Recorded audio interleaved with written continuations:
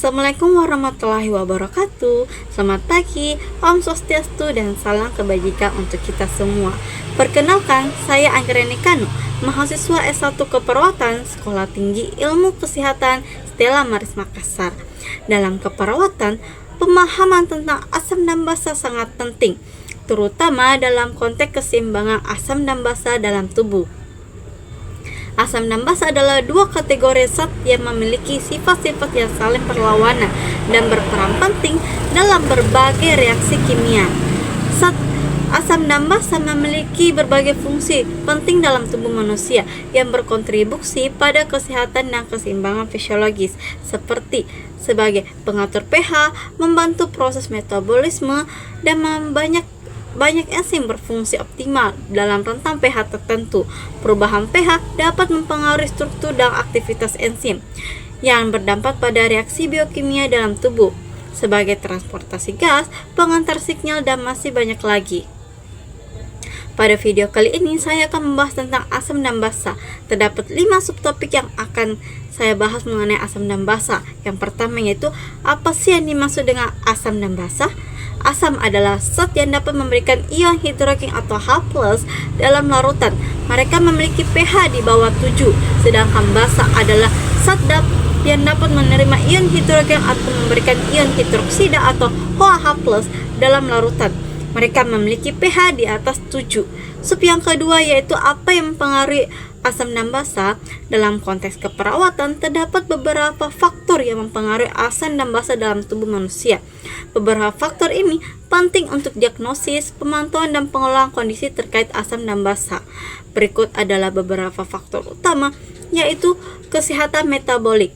Gangguan pada metabolisme karbohidrat atau lemak dapat berkontribusi pada perubahan kadar asam dan basa. Beberapa kondisi seperti diabetes mellitus atau gangguan metabolisme dapat mempengaruhi keseimbangan asam dan basa, dengan demikian mempengaruhi kadar basa. Dapat menyebabkan asidosis keto, dan di mana akumulasi keton atau asam terjadi akibat metabolisme lemak. Selanjutnya, kesehatan respiratori terjadi seperti penyakit paru atau pneumonia dapat mempengaruhi kemampuan tubuh untuk mengeluarkan karbon dioksida atau CO2. Penurunan kadar CO2 dalam darah atau hiperventilasi dapat menyebabkan alkalosis respiratori yang meningkatkan kadar basa. Yang kedua itu gangguan dalam ventilasi, misalnya hipoventilasi dapat menyebabkan penumpukan CO2, meningkatkan kadar asam. Asam juga mempengaruhi fungsi ginjal, dapat mengganggu kemampuan ginjal untuk mengeluarkan asam dari tubuh, yang dapat menyebabkan asidosis metabolik, sehingga fungsi ginjal dapat mempengaruhi kemampuan ginjal untuk mempertahankan keseimbangan basa.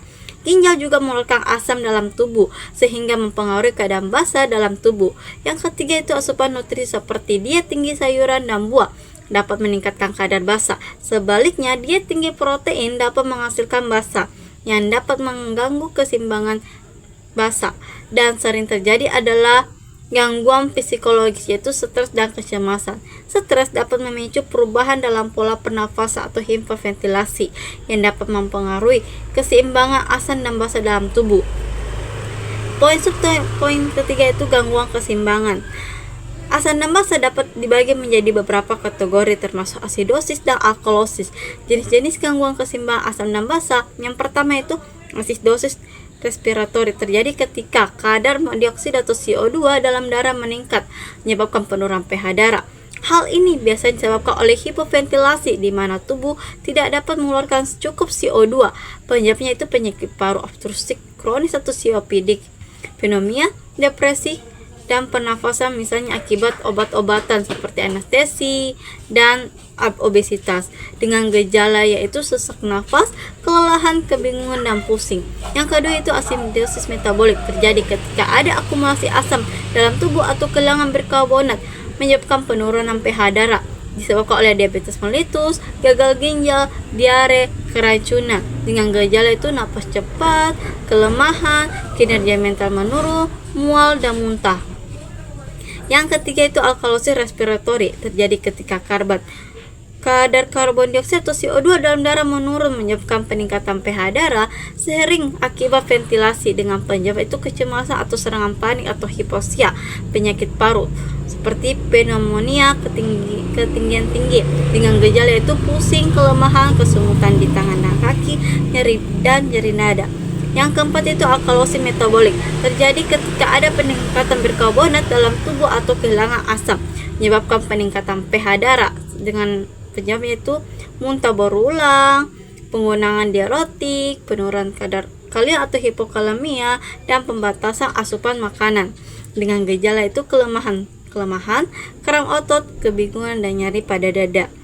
Subtopik yang keempat itu pemeriksaan diagnostik untuk menilai keseimbangan asam dan basa dalam tubuh manusia, melibatkan beberapa tes laboratorium dan evaluasi klinis. Berikut adalah beberapa pemeriksaan yang umum dilakukan, yaitu yang pertama, analisis gas darah arteri atau ABG. Tes ini mengukur pH darah dengan nilai normal 7,35 sampai 7,45, tekanan persen karbon dioksida dengan nilai normal 35 sampai 45 mmHg, dan tekanan persen oksigen serta kadar bikarbonat dengan nilai normal 22 sampai 26 mV per liter. Tes yang kedua itu tes elektrolit serum, yaitu mengukur kadar elektrolit termasuk natrium, kalium, klorida, dan bikarbonat dalam serum. Ketidakseimbangan elektrolit dapat menyebabkan gangguan asam dan basa. Misalnya nih, hipokalemia dapat berkontribusi pada alkalosis. Yang ketiga itu uji kadar asam dan bikarbonat urin, yaitu mengukur kadar asam dan bikarbonat dalam urin untuk menilai kemampuan ginjal dalam mempertahankan keseimbangan asam dan basa. Penilaian terhadap ekskresi asam dan bikarbonat dapat membantu menentukan apakah gangguan berasal dari ginjal atau sistem lainnya. Uji yang keempat yaitu uji asidosis laknat, yaitu mengukur kadar asam laknat dalam darah yang dapat meningkatkan. Dalam kondisi asidosis metabolik, peningkatan kadar asam laknat menunjukkan asidosis laknat yang dapat disebabkan oleh hipoksia atau gangguan metabolik. Dengan karakteristik jika asam akan mengubah warna kertas lakmus menjadi merah, dan jika basah kertas lakmus akan berubah menjadi biru.